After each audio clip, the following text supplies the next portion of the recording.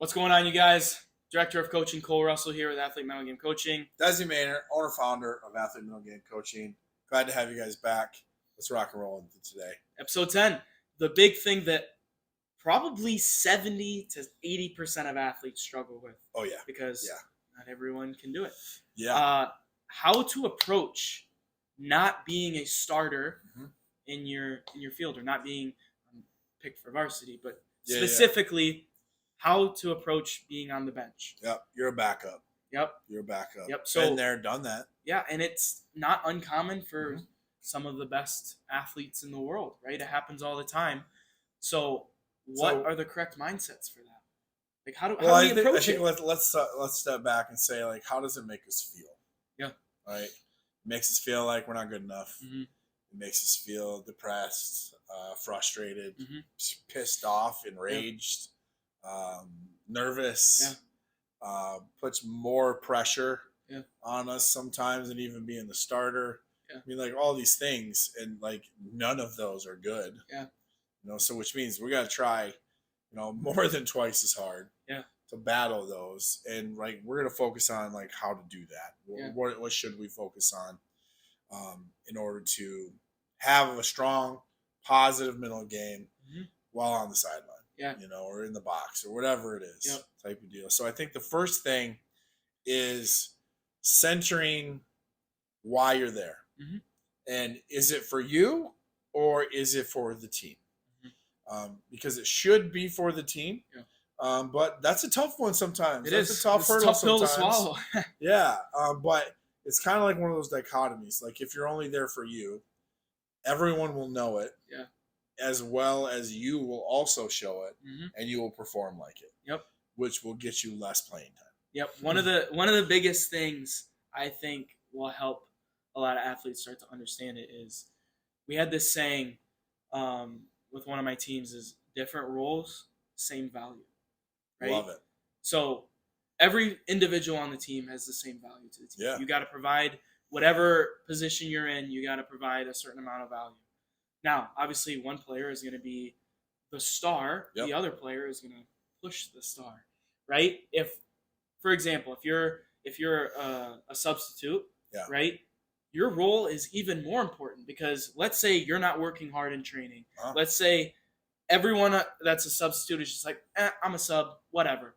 Then the starters are not being pushed, and your team is going to fail, right? But if you have a super competitive second team, second line, whatever, that's pushing these starters, then they're going to train even harder. Everyone's going to train even harder, and your culture is going to skyrocket.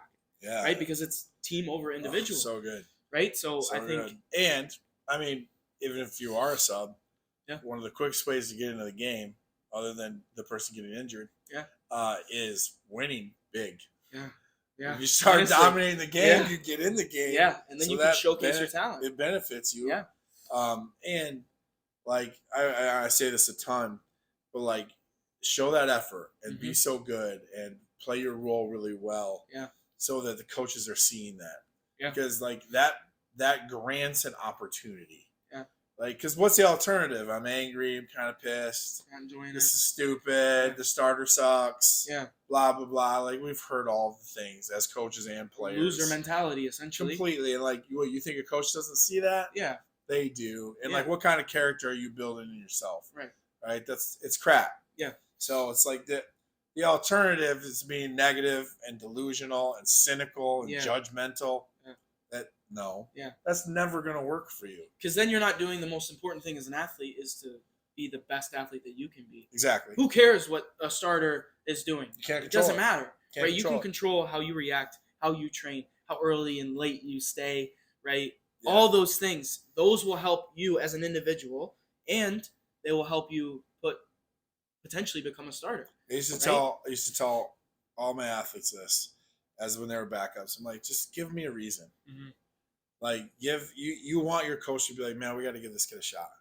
Or like, man, I don't know where or when or how, but like, we got to get this kid on the field. Like, I feel like there's something magical there. It's Rudy.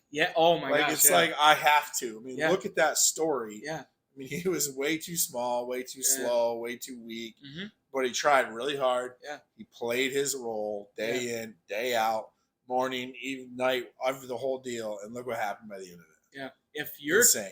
It's almost as if your coach has an easy decision on who's starting the game. Bad. There's a problem. Make that coach's job as hard as possible. Yeah, and coaches want that. Like as a coach, no doubt. I want to be stressing, thinking about, okay, who do I put on the field? I want to lose sleep over it. Yeah, absolutely. Right. Every coach wants that decision to be difficult because that means his team is performing. Yeah. They're thriving. Right. And if you're not pushing yourself, your teammates, then you're going to make the coach make an easy decision who he wants to start. You're listening to this, you're probably a Gen Zer. Especially in sports, you're entitled to nothing.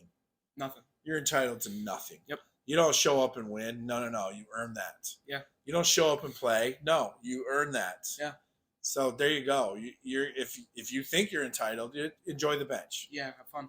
enjoy the bench because people with the right mental game are going to be out there having fun. Yeah. And you're going to be sitting back, judging and being cynical. Yeah. And always being a starter. Oh, I'll transfer. Grass ain't greener on the other side. Trust me. Yeah, no. Trust me. Been there and done same that. Issues Grass ain't green on the other side. Yeah. Let's say, all right, let's play that scenario out. Let's say you're like, nah, I don't want to do this. You transfer. Now you're playing for probably a lesser school if you're going to start. Yeah. Right? And now you're not being pushed. You've immediately lowered your potential as an athlete of achieving everything that you could. Yeah. Right? And it's kind of a now what? Right? Yeah. It's just now like, what? yeah, all right, I'm going to take the easy route. No. Take the hard route. The hard route is, talk about pressure all the time.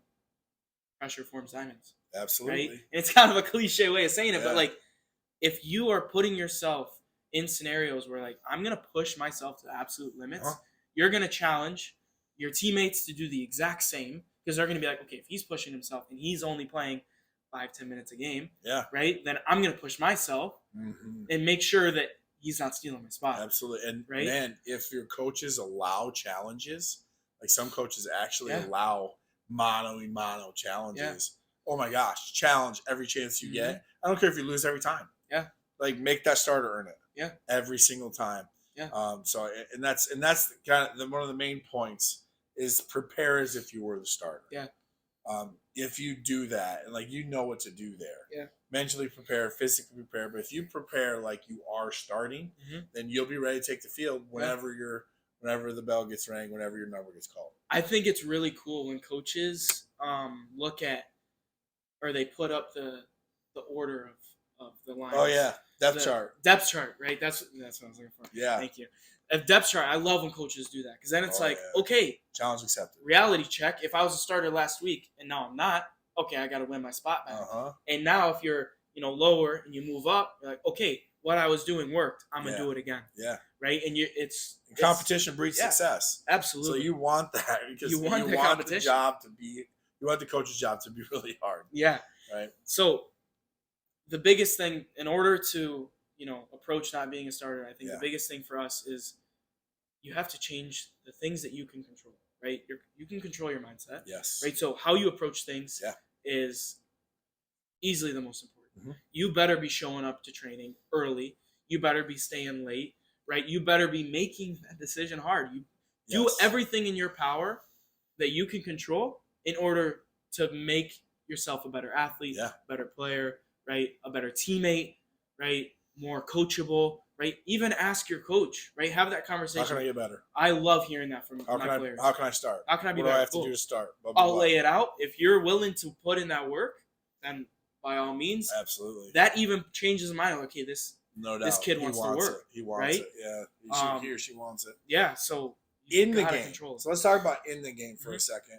When you're on that sideline and the game's going, like you have to be there. Yeah. Like it's not like, oh, my girlfriend's in the stands or my uncle's here. Like no, you got to know what's going on in that game to and through. Yeah.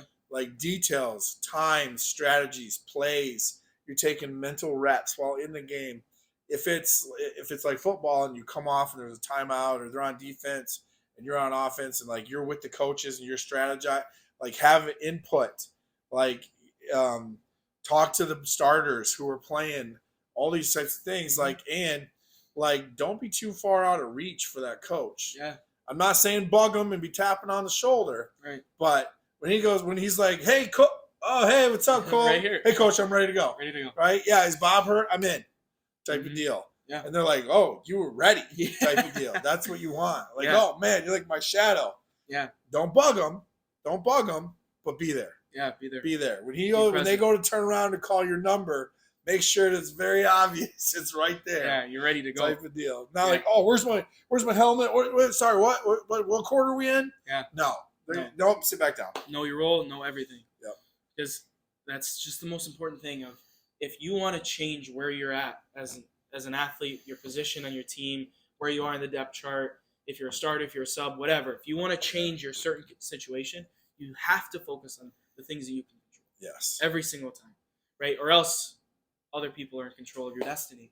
And that, as an athlete, as a person, as a young entrepreneur, I hate that. Horrible. No. If I'm going to fail, it's going to be because of me, right? Not because of someone else. So that's good. Absolutely, you have to control the things that you can control. Focus on those, and then you'll eventually, maybe not immediately, but eventually, you're going to change. You'll get your shot. You're going to change that depth chart. You'll get your shot. Yeah.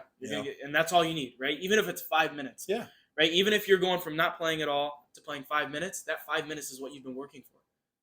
Go enjoy it. Yeah. Right? Go get that opportunity. Go chase after it. That's why we play, is for those opportunities. Yeah, absolutely. Love it. So if you want to learn how to not be just complacent, right?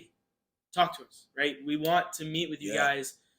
The link is in our description to come meet with us. Meet with us. By all means, we want to talk to you guys. If you want to learn some of the mistakes you've been making over time, over your career, there's a free workbook down there. Go download it. Go check it out. And of course, if you want to be a confident athlete, go check out our confidence. Maybe that's holding you back. You're not getting on the field. It's absolutely. Confidence. Yeah. So by all means, we'll see you guys in episode 11.